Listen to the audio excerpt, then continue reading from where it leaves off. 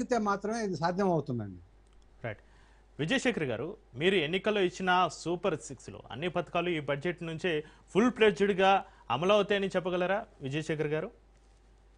Sir, మీరు ఒకసారి గమనిస్తే సూపర్ 6 పథకాల్లో భాగంగా 85 నుంచి 90% ఈరోజు విజయవంతంగా ఆ పథకాలు అమలవుతున్నాయి.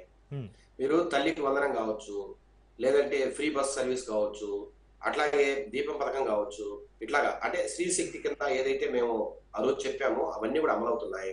రెండోది, యువగలం పేరుతో 20 లక్షల ఉద్యోగాల సృష్టి అనేది కూడా ఈరోజు విజయవంతంగా కొనసాగుతోంది. ఈరోజు దేశంలోనే 25% పెట్టుబడులను రాష్ట్ర ప్రభుత్వం ఆకర్షించింది గత 2025 ఆర్థిక సంవత్సరంలో. ఇట్లా మీరు చూస్తే ఇప్పుడు ది వీక్ మ్యాగజైన్ కూడా కవర్ పేజీ మీద నారా లోకేష్ గారి ఫోటో వేసి ఆయన గొప్పతనం గురించి రాసిన సందర్భం కూడా మరి ఈ మధ్యకాలం చూస్తున్నాం. నేనేమంటున్నానంటే ఈ రోజు జరుగుతున్న ఈ డెవలప్మెంట్ కావచ్చు, అట్లాగే ఈ రోజు మనం తెచ్చే పెట్టుబడులు కావచ్చు, ఇది కాలక్రమేణా ఒక 6 నెలల్లో కావచ్చు, ఒక సంవత్సరంలో కావచ్చు, 2 సంవత్సరాలు కావచ్చు, ఖచ్చితంగా రిజల్ట్స్ అయితే కనపడతాయండి. ఇది గత సంవత్సరం మనం స్టార్ట్ చేశాం, ఎక్కడో దగ్గర మంచి స్టార్ట్ అవసరం. అట్లాగా యువగలం పేరుతో కూడా మనం ఏదైతే చేస్తున్నామో అది జరుగుతోంది. అట్లాగే సురక్షిత మంచినీరు మనం ఏదైతే చెప్పామో సూపర్ 6 పథకాల భాగంగా ప్రతి ఇంటికి మంచినీరు అందిస్తామని, ఈ రోజు మీరు గమనిస్తే జలజీవన్ మిషన్ ని 2024 ముందర చాలా వరకు ఇది కేంద్ర ప్రాయోజిత కార్యక్రమం. జలజీవన్ మిషన్ కి రాష్ట్ర ప్రభుత్వం కూడా తన వాటాగా చెల్లించాల్సిన డబ్బుల్ని చెల్లించకపోవడం వల్ల జలజీవన్ మిషన్ లో మనకి రావాల్సిన గ్రాంట్ ఏదైతే ఉందో సెంట్రల్ గవర్నమెంట్ నుంచి అవన్నీ కూడా ఆగిపోయిన పరిస్థితిని మళ్ళీ ఈ రోజు మనం పునరుద్ధరించామండి. ఈ రోజు మీరు చూస్తే గణనీయంగా మనము కేటాయింపులు చేశాం. జలజీవన్ మిషన్ కావచ్చు, అట్లాగే శాస్కి కింద రహదారులు ఇప్పుడు గత 5 సంవత్సరాల్లో వైసీపీ వారు ఏం చెప్తున్నారు, మేము సచివాలయాలు కట్టాం, లేదంటే ఆర్బీకేలు కట్టామని మాట్లాడుతున్నారు. మరి ఎక్కడైనా ఒక కిలోమీటర్ రోడ్ వేశారండి? ఈ రోజు 5,000 కిలోమీటర్ల పైన ఈ రోజు మనము సిమెంట్ రోడ్లు ఎగిరిగామండి గత 1.5 year లో. అట్లాగే ఈ రోజు శాస్కి కింద గ్రామీణ రహదారులని మనము వైభవపేతంగా పునరుద్ధరించడానికి, అట్లాగే బాగు చేయడానికి. రెండోది, కొత్త రోడ్ల నిర్మాణం. ఈ రోజు ఏదైతే ప్రతి పల్లెకు అప్రోచ్ రోడ్లు, మట్టి రోడ్లు ఎక్కడైతే ఉన్నాయో ఆ మట్టి రోడ్లను మనము తార్ రోడ్లుగా తయారు చేయడానికి శాస్కి కింద ఈ రోజు 2,000 కోట్ల రూపాయలకు ఈ రోజు త్వరలో వర్క్లు పిలుస్తున్నామండి, టెండర్లు పిలుస్తున్నాం. దానికి సంబంధించి ఎక్కడెక్కడ ఏ డిస్టిక్ లో ఏవే రోడ్లు మనం బాగు చేయబోతున్నామో అవన్నీ కూడా ఆ మధ్య కాలంలో ఒక నోటిఫికేషన్ ఇచ్చిందండి గవర్నమెంట్. ఇట్లా శాస్కి కింద కావచ్చు, అట్లాగే ఉపాధి హామీ కింద కావచ్చు, రకరకాల పద్ధతుల్లో ఈ రోజు రోడ్ల నిర్మాణము గ్రామీణ పంచాయతీరాజ్ శాఖ కింద పవన్ కళ్యాణ్ గారి ఆధ్వర్యంలో అద్భుతంగా ముందుకు సాగుతున్నాం. అట్లాగే నీటి కార్యక్రమం, సురక్షిత మంచినీరు, జలజీవన్ మిషన్ కింద ఈ రోజు రకరకాల ప్రాజెక్టులు మనం తీసుకొచ్చి రాష్ట్రంలో ప్రతి వ్యక్తికి కూడా 55 లీటర్ల మంచినీటిని మనం అందజేయాలని ఒక టార్గెట్ పెట్టుకుని ఈ రోజు ముందుకు సాగుతున్నాం. అది కూడా మనం సాకారం చేయబోతున్నాం. ఇట్లాగా మీరు గమనిస్తే ఈ రోజు ఇరిగేషన్ ప్రాజెక్ట్స్ అండి. ఇరిగేషన్ ప్రాజెక్ట్స్ లో కనీసం ఇప్పుడు వైసీపీ గవర్నమెంట్ ఉన్నప్పుడు రాయలసీమకు 5 సంవత్సరాలకు గాను 2,000 కోట్ల రూపాయలు కేటాయించిన నేపథ్యంలో ఈ రోజు మనము రాష్ట్రం మొత్తం ఒక సంవత్సరానికి 18,000 కోట్ల రూపాయలండి. దాంట్లో ప్రధానంగా మనము ఈ మన నల్లమల సాగర్ ప్రాజెక్ట్ కావచ్చు, అంటే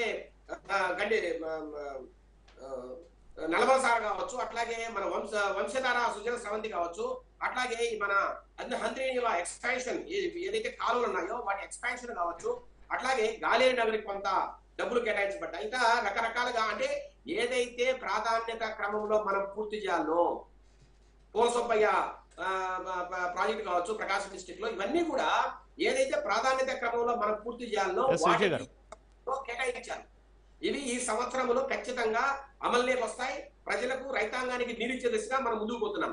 అట్లాగే పోలవరం ఏం చెప్పాం, మనం నెక్స్ట్ ఇయర్ జూన్ కల్లా మనం phase 1 కంప్లీట్ చేయాలా, నీళ్లు నిలపాలా.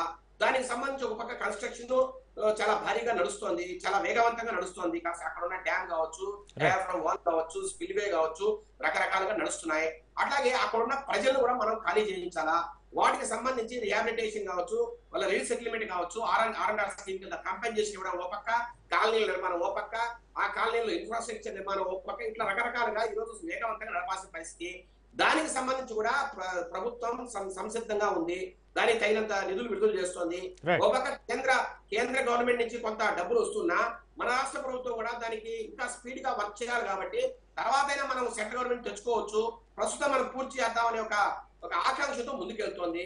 ఓకే విజయశేఖర్ సార్ చెప్పారు, ఇప్పుడు అమరావతి వైపు కావచ్చు, విశాఖపట్నం, ఇప్పుడు ఈ రోజు మెట్రో రైల్ అండి, విశాఖపట్నంలో కావచ్చు, విజయవాడలో కావచ్చు, మనం మెట్రో రైల్ ని మనం ముందుకు తీసుకెళ్లాలా, మెట్రో రైల్ ని మనం నిర్మాణం చేయాలా.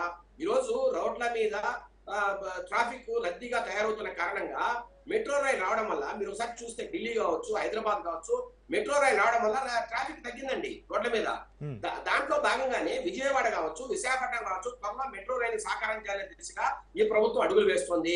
అట్లాగే అమరావతి నిర్మాణం, ఈ రోజు 60,000 కోట్లతో ఏదైతే మనము పనులు ఒక సంవత్సరం ముందు స్టార్ట్ చేశామో అవి చాలా వేగంగా నడుస్తున్నాయి. ఏమంటే నేనే దాని ప్రధాన సాక్షి. అమరావతిలో సీడ్ యాక్సెస్ రోడ్ కావచ్చు, దానికి సంబంధించిన కనెక్టింగ్ రోడ్ కావచ్చు, ఈ రోజు చాలా వేగవంతంగా నడుస్తున్నాయి. అట్లాగే తర్వాత బిల్డింగ్ నిర్మాణం కావచ్చు, ఇప్పుడు ఉద్యోగులకు సంబంధించిన క్వార్టర్స్ కావచ్చు, లేదంటే వివిధ రకాల మళ్ళీ మీకు అవకాశం ఇస్తాను.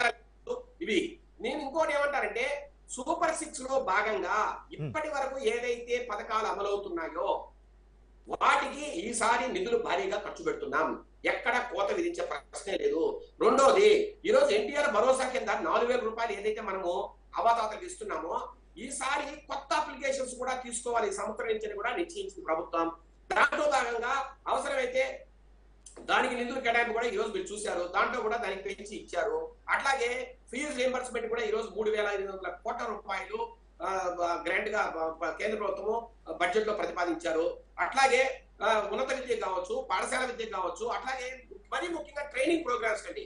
స్కిల్ డెవలప్మెంట్ అనేది ఉంటేనే, ఇప్పుడు చదువుకున్న చదువు వేరు, ఈ రోజు జరుగుతున్న ఉద్యోగ అవకాశాలు వేరు, దానికి అనుగుణంగా స్కిల్ డెవలప్మెంట్ చేయాలి. కాబట్టి ఆ స్కిల్ డెవలప్మెంట్ సంబంధించి కూడా ఈ రోజు 1,500 కోట్ల రూపాయల దాకా ఈ రోజు మనం బడ్జెట్ కేటాయించాము.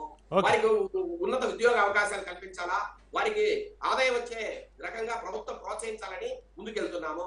ఇట్లా రకరకాల అన్ని రంగాల్లో కూడా ఉన్నంత మేర ఈ రోజు మీరు ఒక్కసారి గమనిస్తే అంటే 2024-25లో మనము రెవెన్యూ డెఫిసిట్ కానీ ఫిజికల్ డెఫిసిట్ కానీ ఏదైతే ఉందో అది గ్రాస్ స్టేట్ డొమెస్టిక్ ప్రోడక్ట్, అంటే మన ఏదైతే స్థూల దేశీయోత్పత్తి ఏదైతే ఉందో దానికి సంబంధించి ఈ ఫిజికల్ డెఫిసిట్ 5.11గా ఉండేదండి.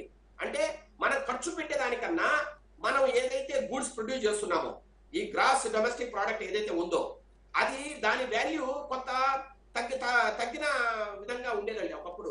అంటే దానికి సంబంధించి 5.11 అంటే మనం పెట్టిన డబ్బుకు వచ్చే ఆదాయానికి కొంత తేడా ఉందండి.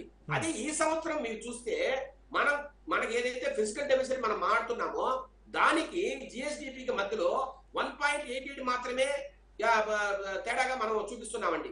అంటే 5% నుంచి 1.88కి మనం తీసుకురావడం అనేది ఫిజికల్ డెఫిసిట్ ని, ఇది వాస్తవంగా వేరే స్టేట్లతో కానీ లేదంటే సెంట్రల్ గవర్నమెంట్ తో పోల్చుకుంటే మనం ఆర్థిక క్రమశిక్షణ పాటిస్తున్నామని కూడా ఇక్కడ చెప్పక తప్పదండి.